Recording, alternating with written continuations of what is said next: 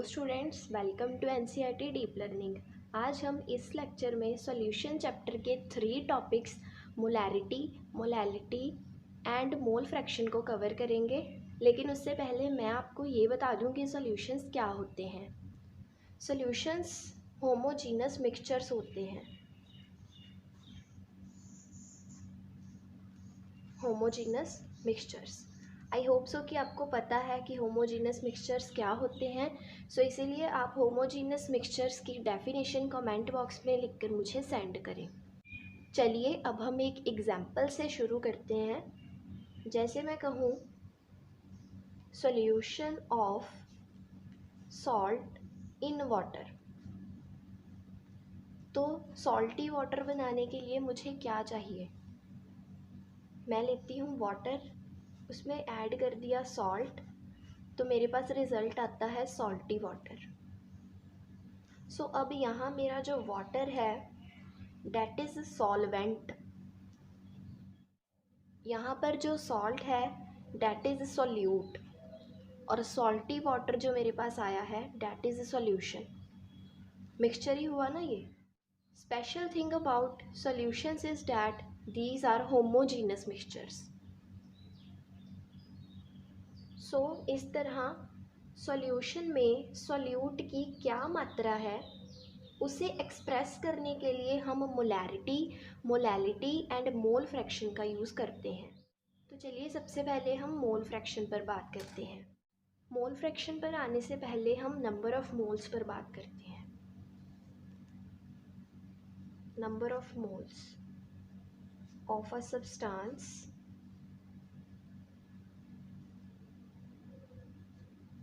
In solution.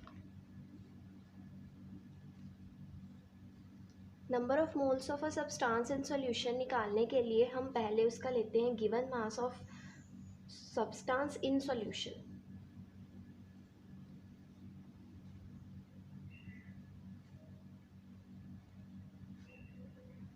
Means कि solution में उस सब्सटेंस का कितना मास है। देखिए यहाँ पर देखते हैं water plus salt, salt water, ठीक। सो अगर हम कहें कि वाटर मेरे पास वहाँ 180 ग्राम है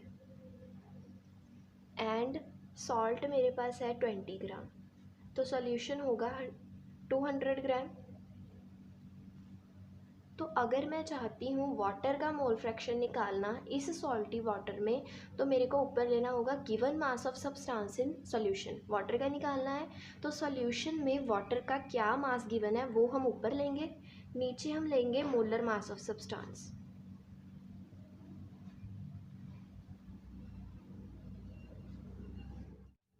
गिवन मास क्या है 180, मोलर मास क्या है वाटर का 18।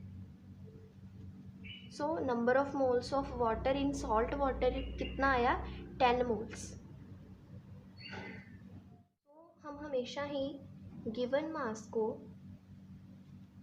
डब्ल्यू बी से रिप्रेजेंट करते हैं, गिवन मास ऑफ सॉल्यूट को।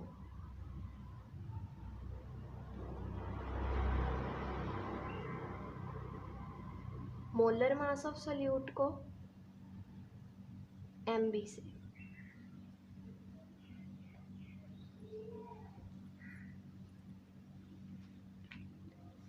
अगर मुझे कहना है कि मैं मोल फ्रैक्शन ऑफ बी निकाल रही हूँ, सो मोल फ्रैक्शन के लिए मुझे क्या चाहिए given mass of substance by molar mass of substance. So given mass है डब्ल्यू बी, मोलर मास है एम बी। सो ये है नंबर ऑफ मोल्स निकालने का तरीका। अगर मुझे नंबर ऑफ मोल्स ऑफ ए निकालने हो, मतलब मेरे पास सोल्यूशन है वो ए प्लस बी को मिला के मेरे पास एक सोल्यूशन बन रहा है, और उस सॉल्यूशन में मैंने पहले बी कंपोनेंट के नंबर ऑफ़ मोल्स निकाल लिए हैं, अब मुझे ए कंपोनेंट के नंबर ऑफ़ मोल्स निकालने हैं। तो मैं क्या करूँगी गिवन मास ऑफ ए लूँगी जो उस सॉल्यूशन में ए का मास है, और नीचे उसका लेंगे मोलर मास। अब बात करते हैं मोल फ्रैक्शन पर।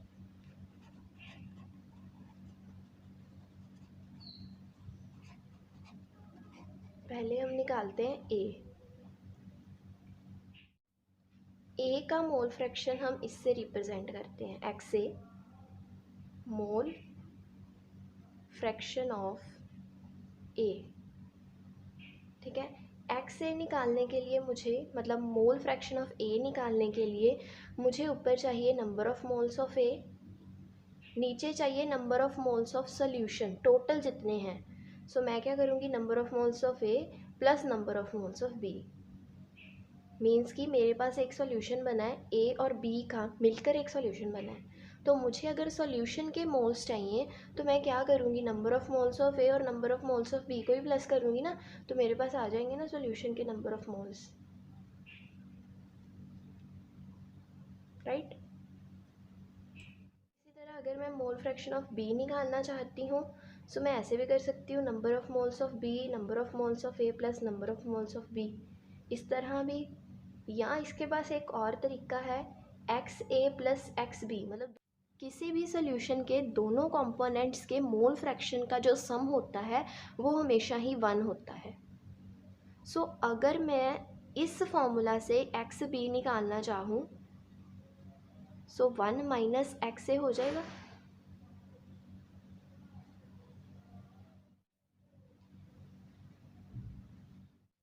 चलिए अब हम मोल फ्रैक्शन पर एक न्यूमेरिकल सॉल्व करके देखते हैं ताकि हमें मोल फ्रैक्शन का कॉन्सेप्ट और अच्छे से समझ आए। सो यहाँ पर क्या है, calculate the mole fraction of water. Water का मोल फ्रैक्शन हमें निकालना है। मिक्सचर दिया हुआ है 12 gram of water and 92 gram of ethanol, means कि मैंने 12 ग्राम वाटर लिया, 92 ग्राम इथेनॉल लिया और इन्हें मिलाकर मैंने एक सॉल्यूशन बना दिया। ठीक, सो इस सॉल्यूशन में मुझे वाटर का मोल फ्रैक्शन निकालना है। सो वाटर का मोल फ्रैक्शन निकालने के लिए मुझे नंबर ऑफ मोल्स वाटर के भी चाहिए, नंबर ऑफ मोल्स इथेनॉल के भी चाहिए। सो सबसे पहले मैं number of moles of water निकालती हूँ। सो number of moles of water निकालने के लिए मुझे ऊपर चाहिए WH2O, नीचे MH2O, यही formula. Number of moles of B को निकालने के लिए given mass of B by molar mass of B होता है। सो मुझे number of moles of water निकालने के लिए given mass of water by molar mass of water चाहिए। So number of moles of water, given mass of water है 12 gram and molar mass of water कितना होता है 18। So number of moles of water आ गए 0.67 mole. ठीक, अब हम निकालते हैं number of moles of ethanol. Ethanol कैसे होता है, CH3CH2OH। So number of moles of ethanol निकालने के लिए गिवन मास ऑफ इथेनॉल चाहिए by molar mass of ethanol चाहिए। Number of moles of ethanol, given weight है उसका 92, molar weight, number of moles of ethanol आया 2 मोल।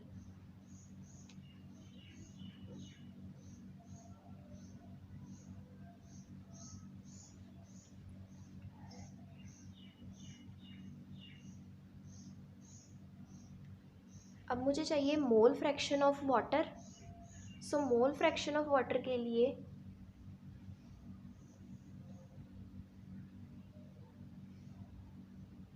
Number of moles of water ऊपर, नीचे यही वाला फॉर्मूला यूज़ कर रहे हैं।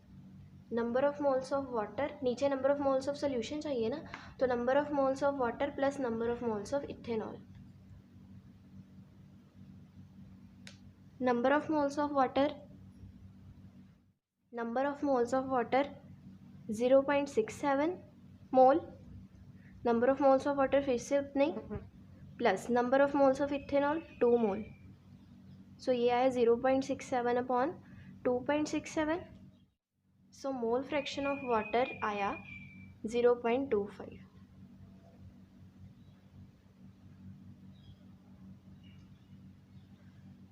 ठीक है, अगर ऐसे ही मैंने मोल फ्रैक्शन, वैसे तो उन्होंने पूछा नहीं है क्वेश्चन में, अगर उन्होंने इथेनॉल का भी पूछा होता तो मैं कैसे निकालती? 1 minus mole fraction of water, 1 minus 0.25 means 0.75। Molarity.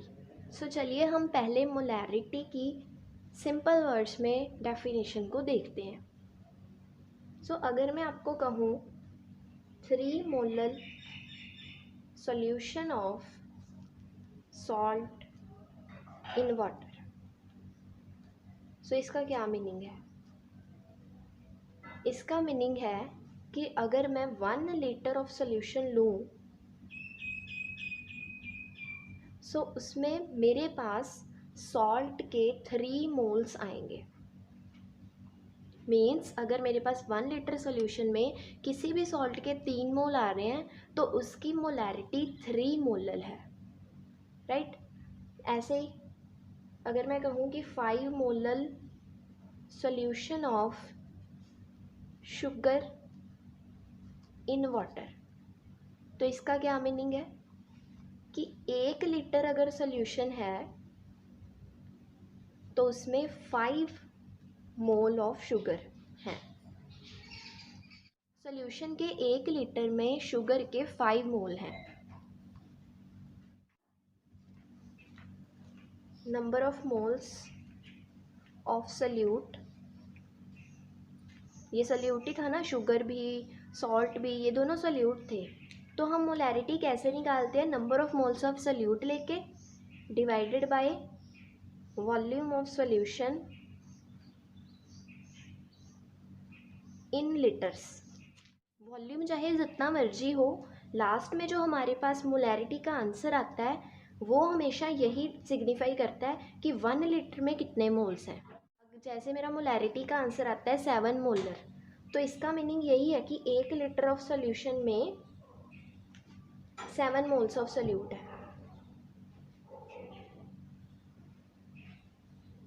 ठीक। So molarity, number of moles of solute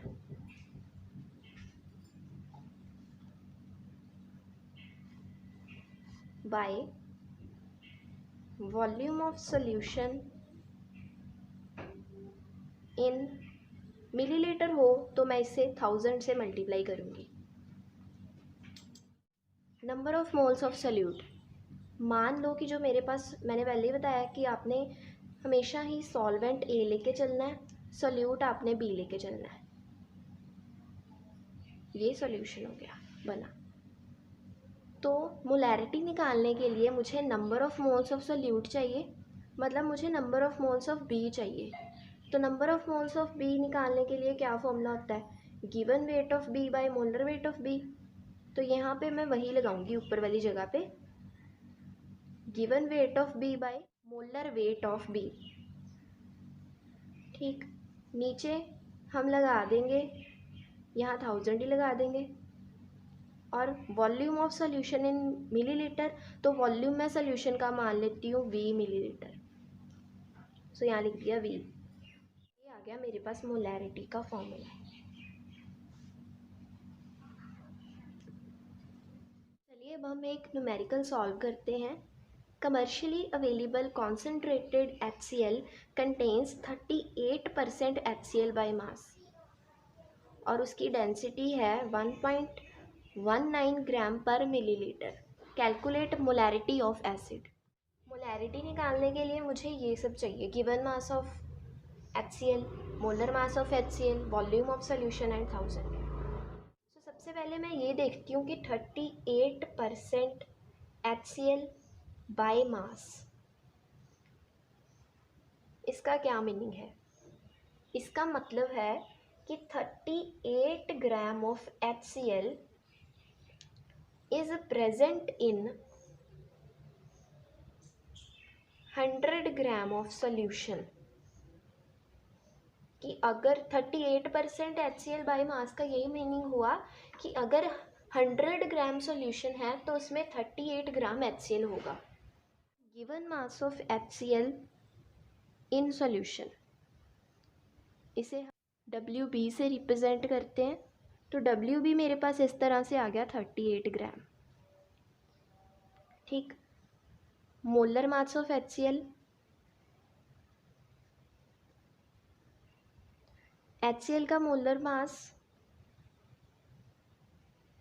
36.5 gram. Given mass of solution मतलब WA मेरे पास दिया हुआ है 100 ग्राम यहाँ से,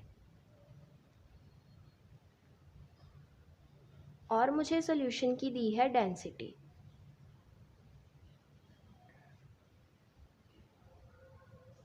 1.19 ग्राम पर मिलीलीटर। सो जैसे आपको पता है डेंसिटी क्या होती है, मास अपॉन वॉल्यूम। सो अगर मुझे वॉल्यूम निकालना है तो मैं वॉल्यूम उधर ले जाऊंगी, तो वॉल्यूम मेरे पास आ जाएगा मास डिवाइडेड बाय डेंसिटी।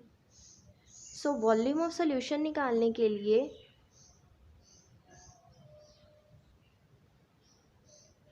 मुझे मास ऑफ सोल्यूशन है 100, density of solution 1.19। So volume of solution मेरे पास आ गया 84। मुझे कैसे पता चलेगा कि वॉल्यूम लीटर में है या मिलीलीटर में, तो ये मैं डेंसिटी के यूनिट से पता करती हूँ। जैसे कि डेंसिटी का यूनिट ग्राम पर मिलीलीटर है, तो जो मेरा वॉल्यूम है वो भी मिलीलीटर है। सो ये आ गया मेरे पास वॉल्यूम भी। तो चलिए अब हम मोलैरिटी का फॉर्मूला लगा देते हैं। मोलैरिटी का फॉर्मूला होता है given mass of solute bye molar mass of solute into 1000 bye volume of solution in millilitre. तो अगर लीटर में हो तो हम 1000 नहीं लगाते, लेकिन हमारे पास मिलीलीटर में है तो हम 1000 लगाएंगे। मोलैरिटी आ जाएगी मेरे पास given weight of solute that is 38 gram, molar weight of solute 36.5, 1000 का 1000 आ गया, volume of solution that is 84, volume of solution 84 millilitre. तो अब हम इसे कैलकुलेट कर लेते हैं। सो ये हमारे पास आ गया 12.39 मोलर। चलिए अब हम मोलैलिटी पर बात करते हैं। पहले मैं जनरल बात करती हूँ। जैसे मेरे पास है 3 molal solution of salt in water. So इसका क्या मीनिंग है, 3 मोलल सॉल्यूशन ऑफ, याद रखिए जो स्मॉल m है वो हम मोलैलिटी को रिप्रेजेंट करने के लिए यूज़ करते हैं, एंड कैपिटल M होता है फॉर मोलैरिटी। अब अगर मेरे पास है 3 molal solution of salt in water, तो इसका मीनिंग है कि अगर मेरे पास 1 किलोग्राम ऑफ सॉल्वेंट हो, सॉल्वेंट क्या है यहाँ वाटर, सो अगर मेरे पास 1 किलोग्राम वाटर हो तो उसमें सॉल्ट के 3 मोल्स हैं, सॉल्ट के 3 मोल हैं। ऐसे ही अगर मेरे पास हो 5 molal solution of sugar in water, so इसका क्या मीनिंग है कि 1 किलोग्राम ऑफ वाटर में यानी 1 किलोग्राम ऑफ सॉल्वेंट में मेरे पास शुगर के मोल्स 5 हैं। जो है वो 1 किलोग्राम ऑफ सॉल्वेंट के लिए डिफाइंड है। सो अब हम मोलैलिटी की डेफिनेशन पर बात करते हैं। मोलैलिटी हम कैसे निकालते हैं, number of moles of solute in solution divided by mass of solvent in kilogram. Molality number of moles of solute in solution divided by mass of solvent in ग्राम। अगर ग्राम में हो तो हम यहाँ 1000 मल्टीप्लाई करते हैं। सो मोलैलिटी को मैं कैसे लिखूँगी,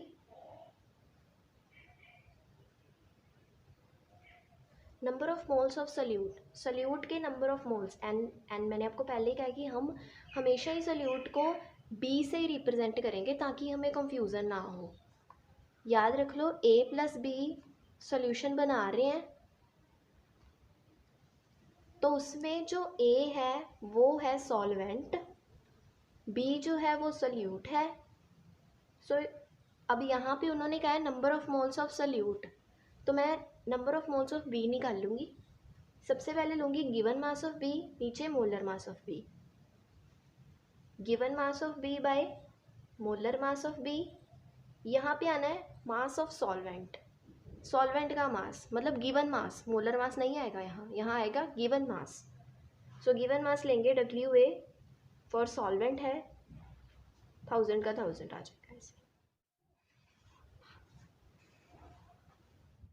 चलिए अब हम मोलैलिटी पर एक न्यूमेरिकल सॉल्व करके देखते हैं। सबसे पहले देखते हैं density of 10% by mass KCl solution in water is 1.06 ग्राम पर मिलीलीटर। यानी मेरे पास मैंने एक सॉल्यूशन बनाया है, उसकी जो डेंसिटी है डैट इज़ 1.06 ग्राम पर मिलीलीटर, और सॉल्यूशन मैंने कैसे बनाया है, वाटर में KCl सॉल्ट ऐड किया है, यानी पोटाशियम क्लोराइड का सॉल्ट ऐड किया है। सबसे पहले हम देख लेते हैं 10% बाय मास KCl का क्या मीनिंग है। 10% by mass KCl solution means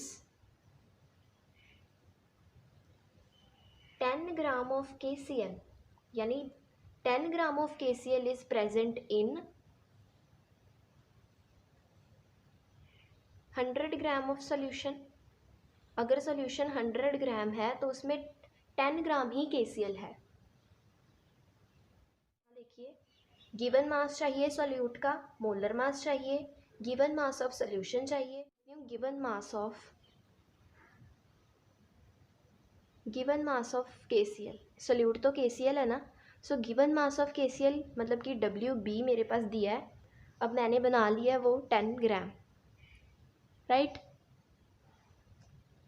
molar mass of KCl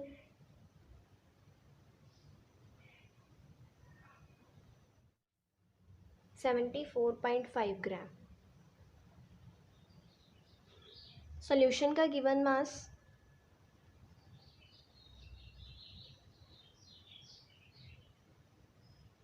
100 gram, given mass of solute का है मेरे पास 10 ग्राम। सो अगर मुझे गिवन मास ऑफ सॉल्वेंट निकालना है तो मैं सॉल्यूशन के मास में से सॉल्यूट का मास माइनस कर दूं, तो मेरे पास आ जाएगा गिवन मास ऑफ सॉल्वेंट यानी WA। चलिए अब हम मोलैरिटी के फॉर्मूला में इसे रख देते हैं, WB by MB into 1000 by WA। Given mass of solute 10 gram, molar mass of solute 74.5, 1000 का 1000, given mass of solvent 90। Calculate करके आया 1.49 मोलर।